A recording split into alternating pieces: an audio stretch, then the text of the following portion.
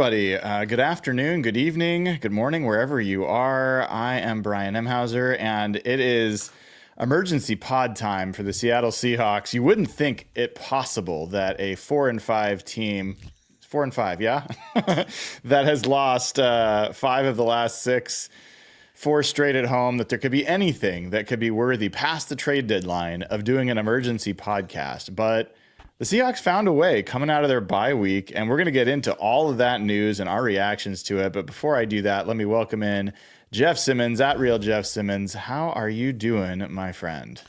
I'm good. I did another stream earlier. So we were like, what are we going to talk about today? And then, man, you're right. This is a team that, like, things look pretty bleak. All the other NFC West teams won, and it's like, well, they found a way to make today kind of interesting. So,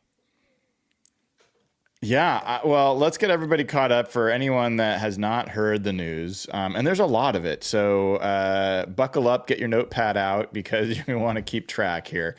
I will potentially even miss a few things. So the biggest news, the most surprising news, is that the Seahawks, first reported by Brady Henderson of ESPN, waived Tyrel Dodson. Starting linebacker, had been their starting middle linebacker, I believe is still their leading tackler, and moved to weak side linebacker, was wearing the green dot, meaning he called the plays on defense even after Ernest Jones was acquired.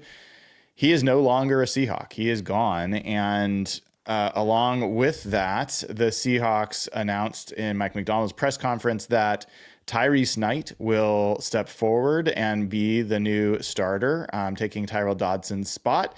He also said that Drake Thomas will have an opportunity and potentially some sub packages to get some snaps at that spot. So you're basically walking away from, your free agent signing, who was on a one-year deal. We'll get into all those details in a second. And giving your younger players, not that much younger, as Tyrel Dodson, I think, was 25, some opportunities the rest of the year. We also heard that the Seahawks added, they claimed a player off of waivers. His name is Brandon Peely.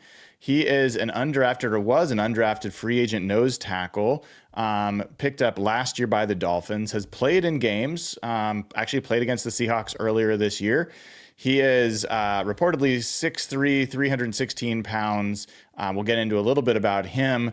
In order to make room for him on the roster, the Seahawks put K'Von Wallace, the safety, on IR. So he goes on IR. Related to that, Jarek Reed is going to get some additional opportunities on the field at safety. Rayshon Jenkins is still on IR, not yet eligible to come off. I think next week is when he's eligible to come back. So that's another bit of news. We're not done yet. Mike Macdonald did not go as far as to confirm it today, but he has been very hesitant and cautious about Abe Lucas prognostications.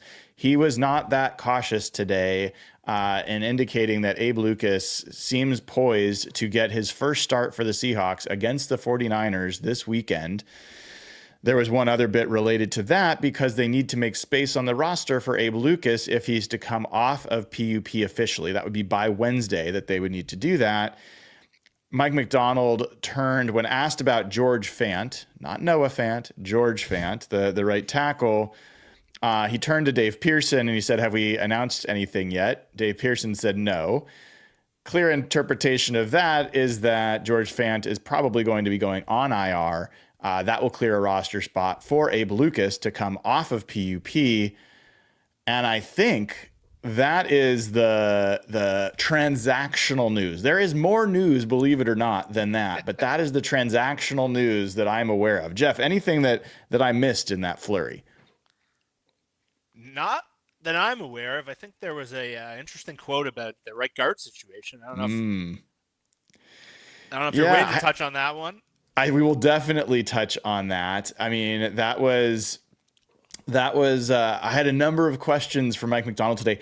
Jeff, man, they tell you when press conference is going to start. I got there 20 minutes early. They had already started. So I'm like sprinting across the field. You know, I did not get my camera set up, just recorded it on my iPhone. And Wasn't sure what had already been asked. Mike Dugar was 5 or 10 minutes after me. He was asking questions that had already been asked. So, but one of my questions was, and we can start here because we'll get into the news. We got plenty of time there. My top question for Mike Macdonald today was, over 60% of your pressures are coming from the right side of your offensive line. You made a change in personnel at linebacker. Did you consider making any changes on the right side of your line? And he said, this is the exact quote. I will read it for you. Well, we hope to get Abe Lucas back soon. I think that'll help us. And I mean, the right guard spot is what it is at this point. I mean, Anthony Bradford will be starting right now. I think we can do some things schematically to alleviate some pressure on those guys. So it's a team effort on that front, but I think we haven't made a change. Right now, but we expect those guys to keep improving. But like we've shown, we're willing to shake it up if we need to. What do you take from that quote? Well, I think number one, he sees what we see. The Seahawks have come out in the past and they've been just like so stubborn and so frustrating where they're just denying that there's a problem when there is a problem. It's like, oh, our pass rush is fine. And they go and trade for Carlos Dunlap and things like that. And our cornerback room is about to get solved. So I thought it's just really encouraging to hear the coach be blunt and be obvious. And I think I'm hoping from that quote that he's in Schneider's office every day being like, dude, we need to get some new guards. I can't do another year of this. Like, we need to go out and get some guards. So I'm hoping that I don't know, I'm very hopeful with that quote that he realizes what the problem is, but I just think it's consistent with his messaging. He's been very honest and very upfront about how he views certain things. And so I think that's a really encouraging sign from the coach. Yeah. I mean, most encouraging would be that you didn't have to be having these conversations, but yeah. Given what you have, one of the most helpless and frustrating things as a fan is when everything you see is telling you something.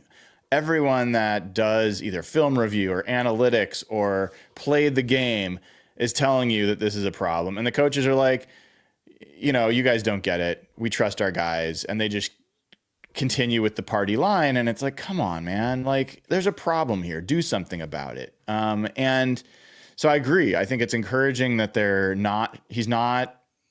And again, I think this is more evidence that Mike Macdonald is not someone who's going to be politic in front of the media.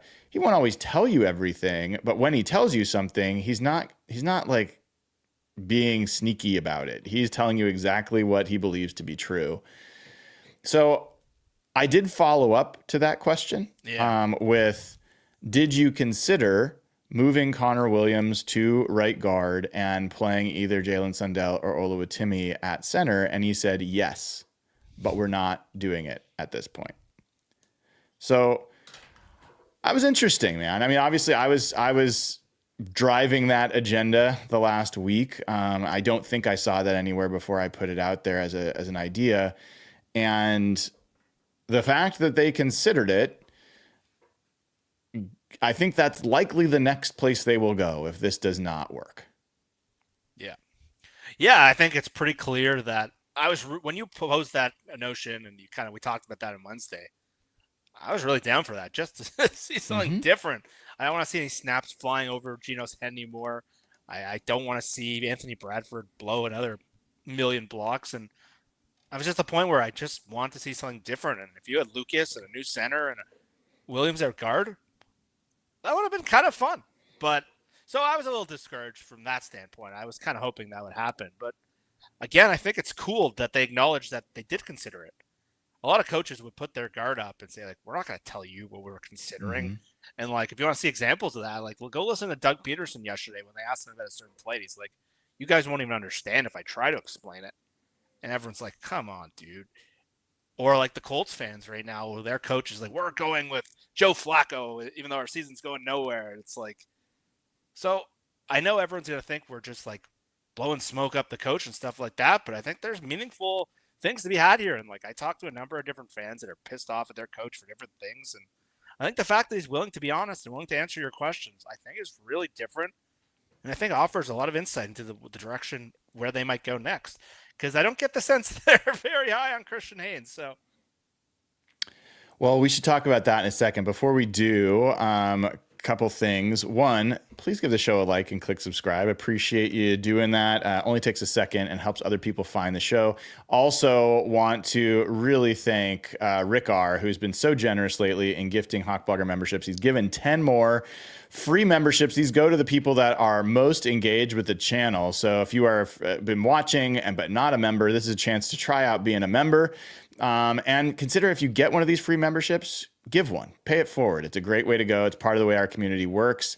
I'll mention that Jacoby does a super chat, says definitely a surprise move in Coach Mike we trust.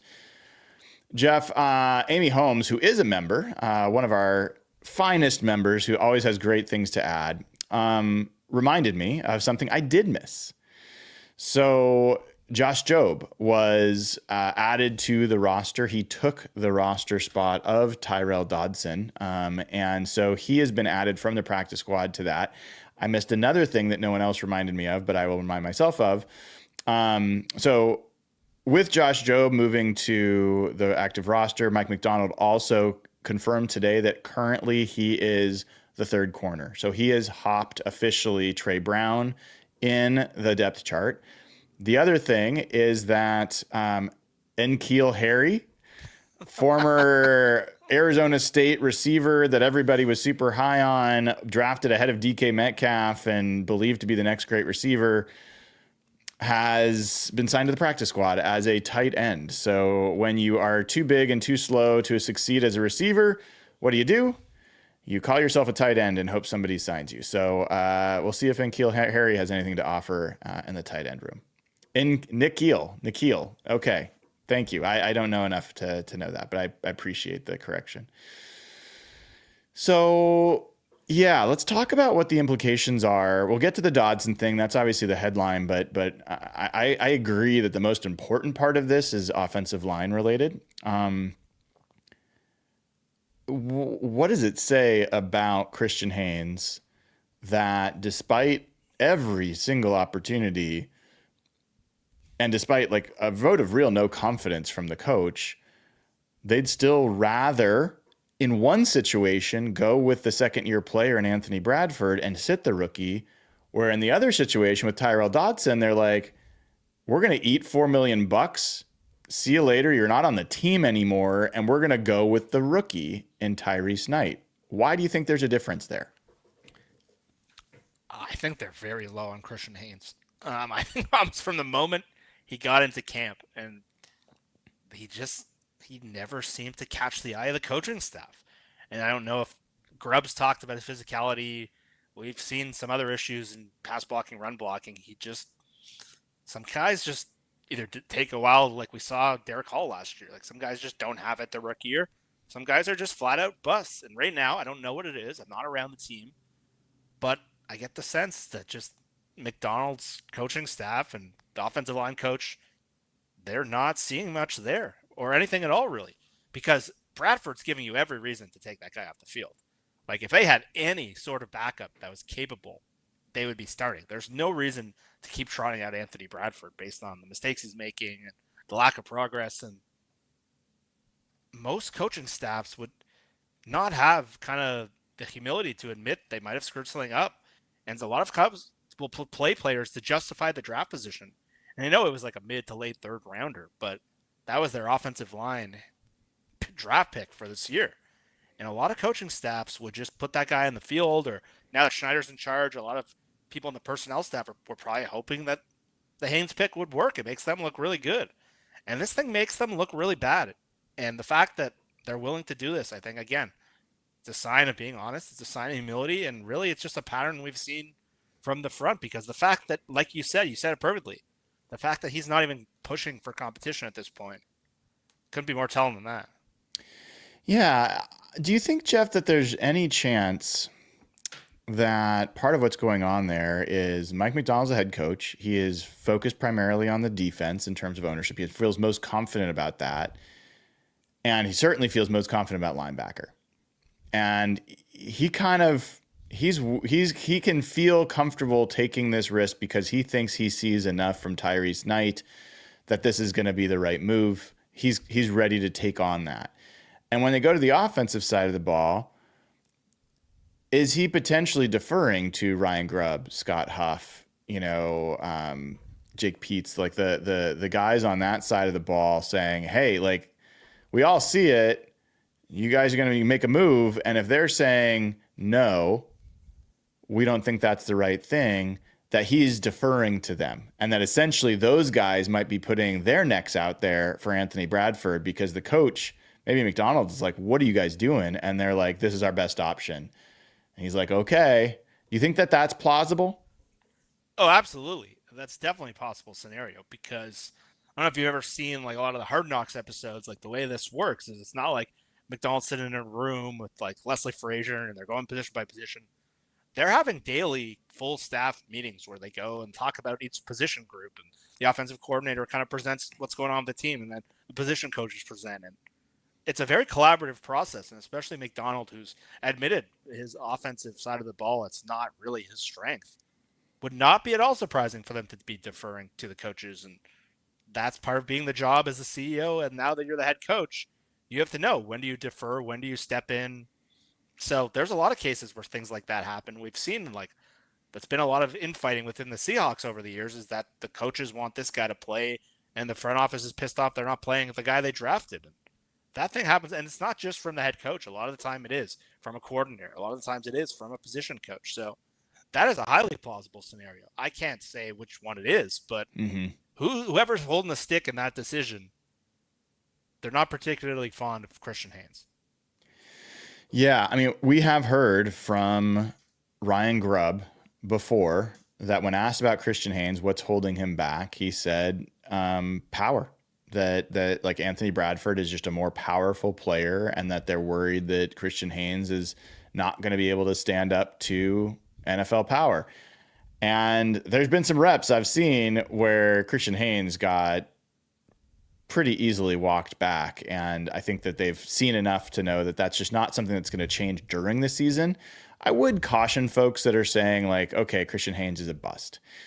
I'm not there. I was, as you know, I was never like super high on that pick. Once they made it, I was hopeful, but that was never my guy. And yet that is absolutely something that I believe an offseason, a full offseason of work could make a difference. I'm not saying it will. I'm not saying like withhold all judgment, but I think there's absolutely a reason to believe he could get stronger and more ready to be on the field next year. So I don't think he's a clear bust, but I don't think it's great. I also think that they believe that the best chance for them to improve right now is to make it very clear to Anthony Bradford that he's on thin ice, but that he's got to bring it, and that they're going to start bringing, probably keeping in more players on pass protection to help chip on the inside. Because that's the only way you can help a guard, is to have a running back next to the quarterback to help chip on that side. Because the other option that we talked about, I'll even admit, even though it's what I want, changing your center is a big deal. Yeah. Cadence, calling out protections, chemistry with the quarterback, that's a big deal. Also having that be a change at your guard position and the chemistry between that is a big deal. Also with the new right tackle and Abe Lucas coming in, like that's a lot of change. And so I do think it's reasonable to say, like, for right this second, this is the best way forward. But keep in mind, Jeff, 3 weeks ago, I asked Mike Macdonald about Tyrice Knight because I had already decided he should be getting snaps. Doesn't mean I was right, but that's what I saw. So I was like, is Tyrice Knight someone who will start getting rotation like we saw at right guard? And he said, not at this point. He is still a backup. We asked him, who is the green dot when Ernest Jones got acquired? It's going to still be Tyrel Dodson. No longer even on the team. So this may be a transitional thing of let's get Abe Lucas back in the lineup. Let's give it a week. And then we can decide, or maybe 2 weeks, and then we can decide whether we want to do this more drastic thing. That seems plausible to me. Yeah, the timing is certainly interesting because they did it now after the bye week of evaluation. They could have done this earlier. They could have given him a chance to catch on earlier. I kind of wonder if they saw what happened yesterday. San Francisco won again. Arizona won again. They're probably starting to look at an honest evaluation. Are they still in the division race? Are they still honestly competing for a playoff spot? I wonder if that changed a little at all yesterday. Maybe they did an evaluation. They're like, we need Knight to play more. But if we're probably projecting out, like, they're not really competing for a playoff spot this year. They have too many holes. At this point, let's see what we have, and let's kind of start to build something real here. And next year, you're hoping that Knight can be the starter, and Knight and Jones are your linebackers, and you don't have to go into free agency again and kind of dive into that game. You don't have to go into the draft, which is probably not a great linebacker class. So I think at that point, it makes way more sense to see what you have in the future. Why are you wasting snaps on a player that's probably not going to be around next year? I'm hoping they made an honest evaluation, and they're trying to figure out, okay, can this guy be ready to start next year? And this is a perfectly good time to kind of roll the dice on that. There's nothing really to lose at this point. Yeah, let's talk about the Dodson Knight decision here. And I'm curious your thoughts, and I think I have thoughts differently than maybe most. But what was your first reaction, other than maybe surprise, when you heard that Tyrel Dodson was out and that Tyrice Knight was going to start getting snaps? The number one thought after, like, wow, I didn't see that one coming, was like, wow, I can't believe both their linebackers they picked in free agency didn't make it to week 11. Mm-hmm. I can't remember any position group that's been like that. And then secondly, I'm like, I hope they have an honest evaluation of where their team is, and I'm encouraged that they're doing it. And I know a lot of people went to John Schneider, and the second thing, and I kind of went there too, was we talk so much about draft picks and things like that and trades and all these things, but one of the things the GM does on their staff is pro personnel evaluations. So that's just, there's a different group for college scouting and there's a different group for pro. College scouting is the draft. Pro scouting is free agency, trades, waivers, things like that. And don't want to knock Dodson. I think he turned out kind of mostly what we thought, mostly what like Griff thought and some of the guys. But it's been Brian, you went through all the free agent signings in the last 4 years on a recent show, and there's not a long list of pro evaluations this group has gotten right. In the last, anyone could say like Leonard Williams is going to be good, but I'm saying like Uchenna Nwosu is a great identification. Mm-hmm. But outside of that, there just hasn't been a lot of them, and this seemed to be another one of those. Yeah, I think we talked about a few weeks ago when the Ernest Jones move was made that one reaction to that was, man, they really should have kept Jordan Brooks, right? Like that was when you trade Jerome Baker, that was kind of Baker for Brooks was kind of the clear trade between Miami and Seattle. And I think that's a fine take to have.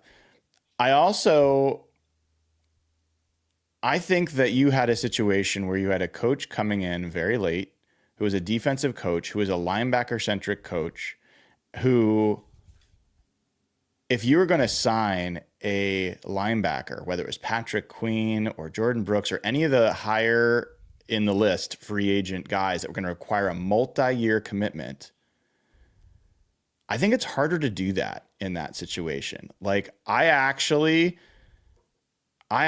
think that they managed this situation well. Now, people are like, what are you talking about? Neither of these guys worked out.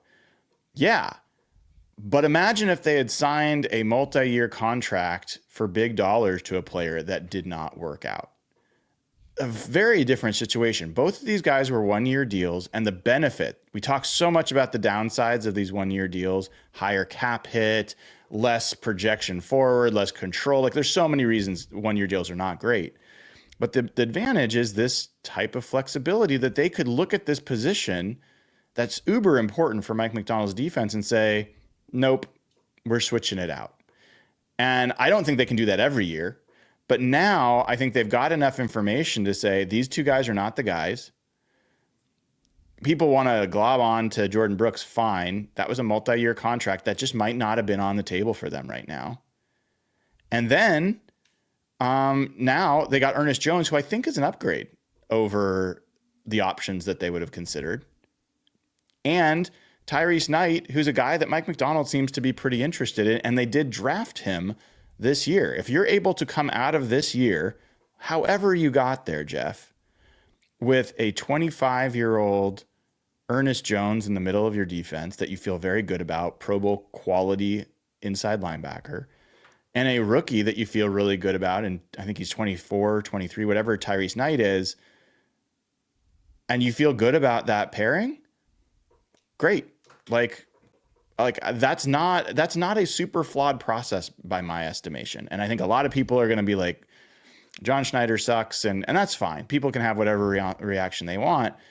But I do appreciate the flexibility, and that's why I was a strong proponent of just signing. When you and I did our free agent things, I was like, just sign a couple of these veteran linebackers on the cheap so you're not committed, and then you can figure it out from there. And that's what they've done. Yeah, and to be fair, you did say that. And so you're not, this isn't hindsight analysis. I wanted them to sign Patrick Queen at the time, and I thought he would go for more money. He looked really good yesterday, but he was really good in that Steelers game. And so, yeah, I said if not Queen, I was not particularly high on Brooks. I wanted them to do the 2-for-1 thing. They couldn't get Queen. And I think they were very fortunate that they got Ernest Jones, because had they not this thing, they probably would have had to keep Dodson and Mike all year, and that was really becoming problematic. And so I think they were very lucky that Jones thing emerged. So say Tennessee's like, no, we're keeping this dude. The process of that wouldn't look so good right now, and it'd be a So I think the problem a lot of us have is that if you look at the totality of all the players Schneider brought into the Seahawks this year, the list of players is just miss after miss after miss. And they did make up for it. The Ernest Jones thing, people are still going on like, why did they trade a 4th-round pick for him? I don't have that perspective. I really like that trade, and I thought it was smart to kind of. I think the worst thing you can do is just make a mistake and be stubborn about it. And like, again, the Joe Flacco thing right now, like that's the worst thing that you can have in sports. And so Schneider, you got to credit him for being flexible, but it's just another year where if you look at the totality of the players they bought in between Tomlinson and Hankins and the long list of guys outside of Leonard Williams, it's just, there's almost no hits there. And like, we've had people from field goals today, like compared to like their 2020 free agent period, which was like a masterclass of failure. And that was the year where we all went nuts. So that's the one problem I have. It's just, that's back to my pro personnel point. Like, there's just too many misses year after year. But I will say, I see where you're coming from. It's good to be flexible. It's good to be lean with a new coach. And it's good to set yourself up where a lot of people will focus on the cap room and not the cash. And so the cap room is important. They spent $12 million, I believe, on cap room on linebackers that are no longer on the team, and literally had to pay a 4th-round pick to get rid of the problem and add more cap space. And they're going to have to sign this guy now to a multi-year deal to justify that trade, which I think they should do. But at the same time, the cash is a big deal because in a 1-year deal, you're not going to be paying the same kind of cash. So like the example you talked about is a 3-year, say they have to do a 3-year signing. That's going to have a big signing bonus. That's a lot of cash. And that cash budget impacts other things you can do now and later. And so a lot of people overlook that. It's a big part of why I'm guessing Schneider does like 1-year deals. I have not enjoyed his free agent approach there, but I think that gets overlooked a lot. Let me be real clear on that, Jeff. I don't think they should be making 1-year deals like their habit. I think that I can make a strong case or I believe there's a strong case to be made for this particular offseason, bringing in an entirely new staff, why 1-year deals and increased flexibility was a good thing. Yeah. If you go into next year and like you're looking at key positions and you're like, here's a 1-year deal.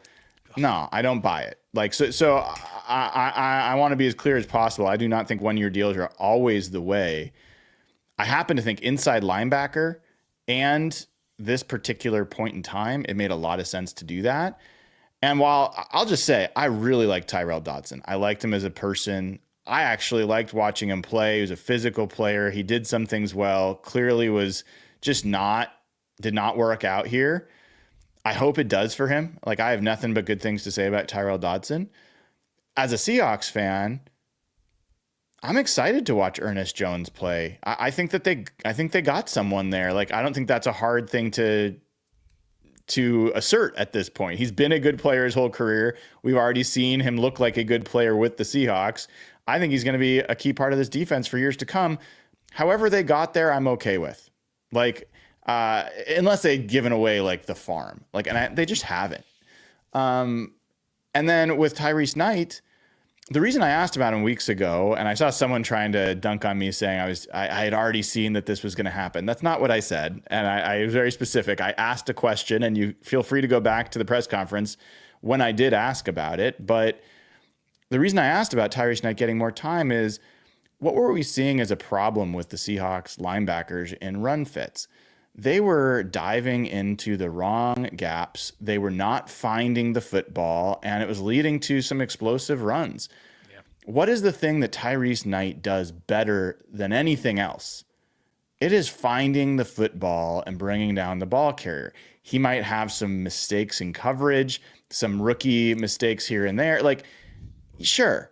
But if your problem is run defense, I thought Tyrice Knight was already ahead of both Jerome Baker and Tyrel Dodson.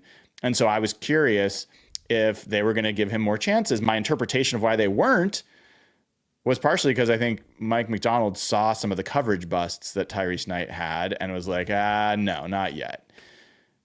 But they've gotten there. So like, I'm excited to see Tyrice Knight with this new defensive front approach with the defensive line. Like, when Tyrice Knight was playing, Jeff, it was no Byron Murphy. It was no Leonard Williams. Roy Robertson Harris wasn't there. They weren't playing as many of this like bear front or double eagle or whatever front it is. I want to see that. I want to see that linebacker pairing. I'm looking forward to seeing that.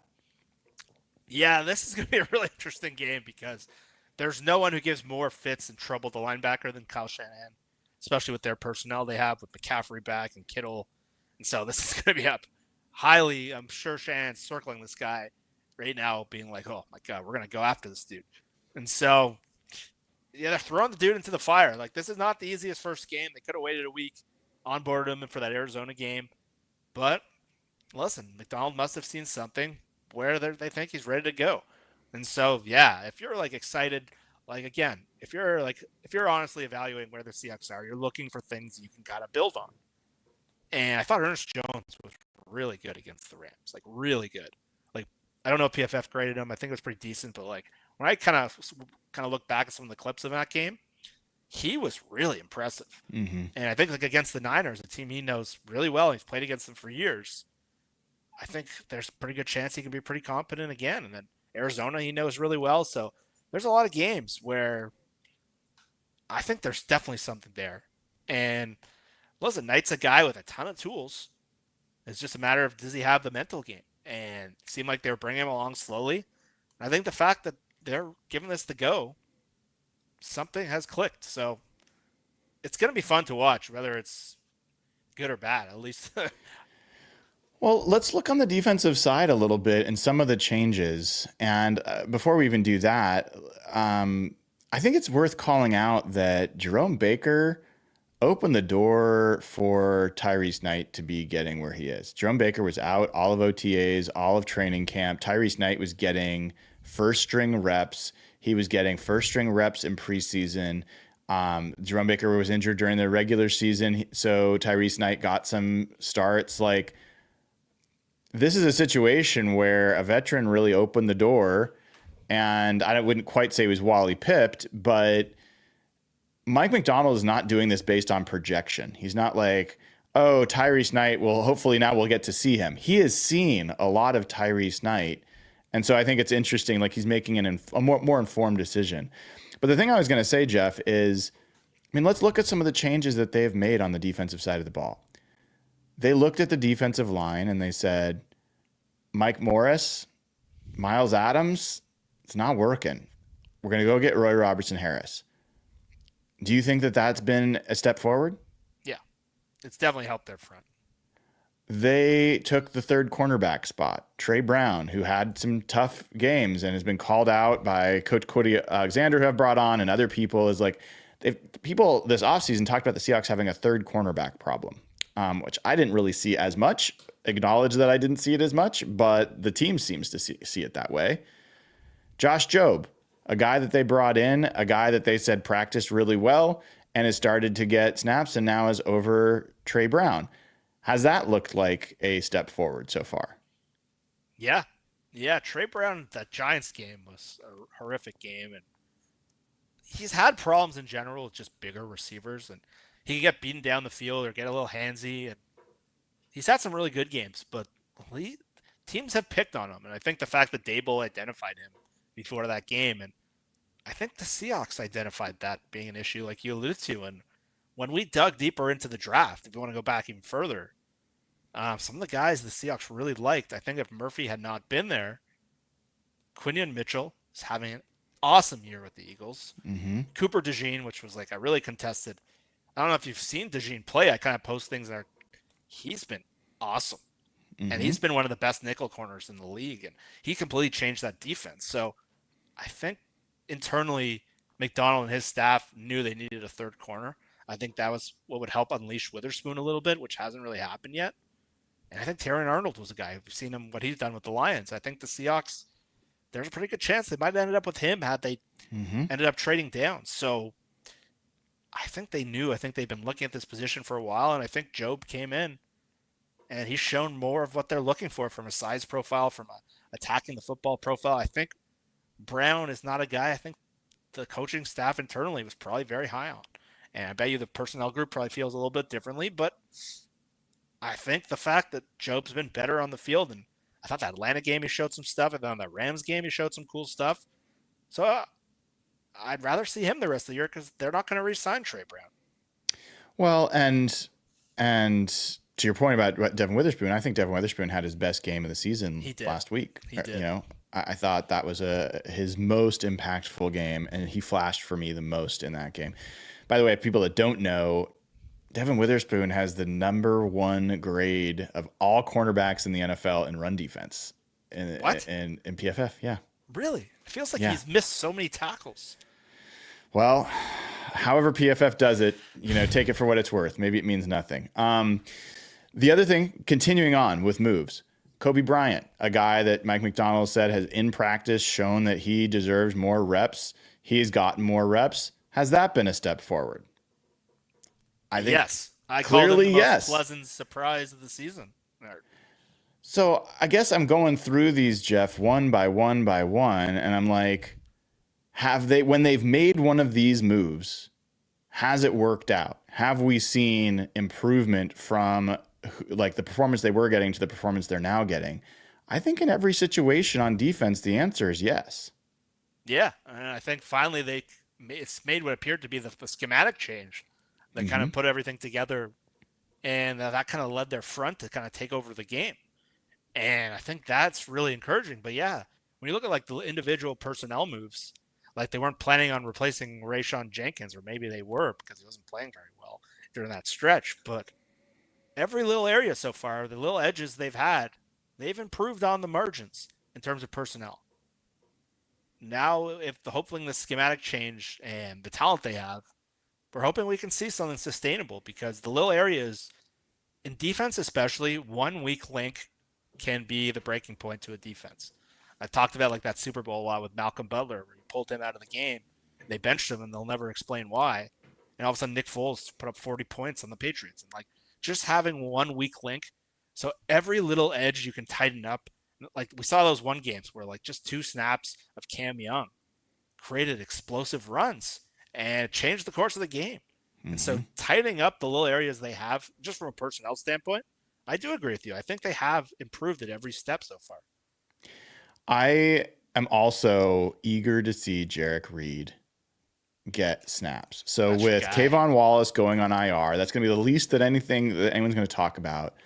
I'm telling you, Jeff, Jarek Reed is the most rocked up little man you're going to see in the NFL. Like, he is stacked, and I think he's so ready to make an impact. And who knows, like, small guy, we'll see how he plays out there, has not gotten a lot of safety reps in the NFL, but I'm looking forward to it, man. Like, I'd like to see him out there, and I wouldn't be shocked if he has a Kobe Bryant like impact on the team. And then they'll have some interesting decisions when Rayshawn Jenkins comes off of IR. Rayshawn Jenkins is a very different body profile than all the other safeties and can play in the box in ways that the other guys can't. I think it gives them a more diverse safety room. I don't think Rayshawn Jenkins is going to sit. I think he will play. But I do think that there could be some interesting package kind of flexibility depending on how Jarek Reed plays. Yeah, the whole reason they brought in Wallace was they wanted to have the 3 safety package. I think that's a big part of what Macdonald wants to do in terms of flexibility, in terms of third down, in terms of those sim pressures. And I think Bryant and Jenkins kind of work in conjunction with each other because they both have different skill sets that kind of complement each other. I don't think we've seen much from Wallace, really. I think we thought he's kind of looks like a journeyman. He's been a journeyman. And so, yeah, guys like Reed, and I think it's going to be really fun because really there just hasn't been a lot of like energy coming from this defense. Witherspoon was that last game, a lot last year, but we haven't seen just like the little dude that hit someone hard and like the whole defense goes nuts. We just haven't seen like a lot of those plays this year, which has been frustrating from we thought like Witherspoon would be that like Energizer Bunny type of player. So, you know Jarek Reed pretty well. You interviewed him. That would be really fun to get that going because his special teams hits last year were awesome. Like before he got injured, he was having like highlight reel special teams plays. And so I don't know how that translates to defense, but like, yeah, he's an encouraging like profile. That's for sure. I think a lot of people forget Cam Chancellor was a highlight reel special teams player before he was a starter. Richard Sherman was a highlight special teams player before he was a starter. There's been a number of players that have been. Doug Baldwin was a highlight special teams player. People forget about that, but I really am. I'm looking forward. John Schneider called him the angry little elf when he drafted him. He did. And I think that really is a good description of Jarek Reed. I want to recognize PGZ206 has gifted 5 more Hawk Blogger memberships. That guy has always been generous. Really appreciate it. And I think he gifted these memberships without even being a member. So now he is joined as a member. Let's go. So happy to have you aboard. Let's go, PGZ. Great to see you, and thank you for doing it. Byron Masterson with a super chat, Jeff, says, any chance they take a look at Connor McGovern? Any thoughts on Connor McGovern? He's been a journeyman interior offensive lineman. Probably not at this point. I don't think they're looking for journeyman stopgaps at this point. I think he's bounced around. I think he's been on the Jets. And I think there's 2 Connor McGoverns in the NFL, if I remember correctly. But I'd be surprised. I don't think they're looking for that like 1% veteran upgrade. I think the way they've moved is, I know we've seen the Roy Robertson Harris, but it doesn't seem like they're going in that direction. Yeah, I think you're probably right. I think they're going to probably stick with what they've got. But I guess we'll wrap here because the Rams game is going to be getting started here in a bit. I'm sure we'd like to watch that and see how it looks. I think you and I are in similar places where I just feel like the Rams are getting overrated by people. I really do. We'll see how they play in this game. I love their young guys on defense, but specifically Jared Verse. But I don't know. We'll see. I think I talked to Robert Mays this morning, and I was like, dude, I think you are overrating those guys. It's just like they can't get this like McVay shine out of their head. Mm-hmm. And like we saw what happened last year in the second half. They kind of emerged and they pushed Detroit in the playoffs. And it's like everyone saw the overtime of that game and like forgot what happened. Like the Seahawks were significantly better than them last week. And the Rams D-line had a great game. But like you got to remember who they're playing. Mike Jarrell, who's like a 6-string tackle, and Anthony Bradford. Like it's pretty ugly up there. So yeah, like the Rams have some exciting players, but like I don't know. Like, I picked them to win division a few weeks ago, but like I don't know. When the Seahawks are like clearly better than you, And like it took like a ridiculous. Everyone's like Cam Kitchens. I can't believe what he did. Like Gino threw the ball right to him when he was out of position. Like what are you talking about? Yeah. And so I don't know. I unfortunately like I just think Miami is a soft team that I don't trust at all. So I think the Rams match up really well in this kind of game. But like right now, I'm almost more. I hate to say it, but like I think Arizona has been the team that's kind of impressed me. Not because of Kyler or anything. Yeah. I think the fact that what Jonathan Gannon's been able to get out of that team and how they've created an identity, I think that kind of consistency matters. And it's what I talk about all the time. They have been the toughest team on both sides of the ball in the division throughout the year. And that shows up in the run game on run defense. It shows up in the run game on offense. James Conner setting the tone. Like, I don't think they're a great team. I don't. Either. But as far as like the fewest holes, the fewest like just glaring, like, oh my God, they've got this massive weakness. They've got talent gaps, but they get the most out of the guys that they've got on that team. And I think that I give them credit. I definitely do. I think the only guy that I don't give a ton of credit to is Kyler Murray. It's going to take a lot for me to see it.